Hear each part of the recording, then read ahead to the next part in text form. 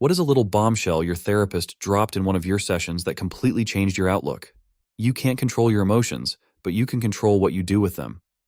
At the time, I was a young adult who had learned zero healthy emotional regulation skills, only suppression and shaming growing up, so this blew my mind. It sounds to me like you are trying to convince yourself to stay with your girlfriend. I'm not so sure it should be so difficult.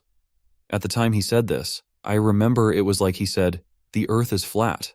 I thought he was crazy when he suggested relationships don't need to be difficult. But eventually, I started to realize I was trying to change myself in order to stay with this person rather than just being who I am. It took me 3 more months to finally break up with her, but from that day on, I vowed to never again abandon myself just to be with someone I had convinced myself was better than me. Accepting something doesn't mean you have to like it. That took away a lot of my inner conflicts about situations because I could accept a situation without expending energy internally fighting against the injustice of it. Stop trying to get everyone to agree.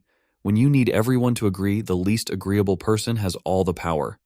Really changed my outlook on planning family events. Your mom is never going to be the parent you want or need, so stop expecting her to be and being mad that she isn't.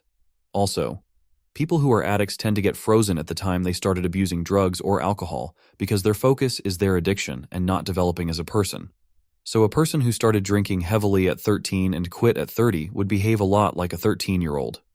My counselor said to imagine myself as an orange. Then, consider that not all people like oranges. That doesn't mean that the orange is flawed in any way, not rotten, just that everyone has preferences. That helped ease my insecurities and need for people-pleasing dramatically. Will worrying about it change the outcome? If the answer is yes, go ahead and worry about it. I suddenly realized that I couldn't think of a situation where the answer to that question was ever yes. Really short-circuited the worry cycle for me. Your mother was an absentee mother, so why would you think she would be anything other than an absentee grandmother to your child? It made me lower my expectations of the type of relationship my child would have with my mom. So now she's the fun grandma on FaceTime who sends presents but never shows up, and I'm perfectly okay with that. There's nothing wrong with you. You are just picking the wrong people to be friends with. I got some new friends and my life changed pretty dramatically after that. They literally do not give a shit about you, so why do you care about them? Letting me know it was time to move forward from some hurt that I held onto for a long time, and understand vindication and atonement doesn't always come. You can't control other people's crazy, but you can control your proximity to their circus.